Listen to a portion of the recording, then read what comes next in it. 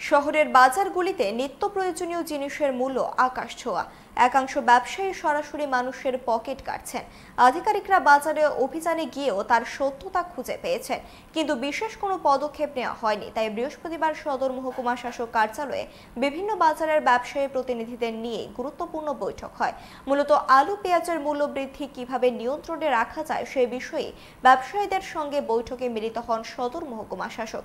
প্রসঙ্গত, সোনারপুর রেল লাইনে ধস নামার ফলে রাজ্যে পেট্রোল ডিজেলের পাশাপাশি নিত্য প্রয়োজনীয় সামগ্রীর সংকট দেখা দিয়েছে।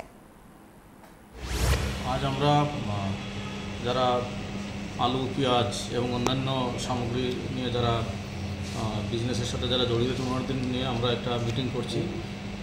আপনারা জানেন, আমরা বিভিন্ন মিডিয়াতেও দেখেছি যে নিত্য প্রয়োজনীয় জিনিসের দাম বাড়া, বিশেষ করে আলু পেঁয়াজের দাম ঊর্ধ্বমুখী এমন কিছু এলিগেশন আসছে।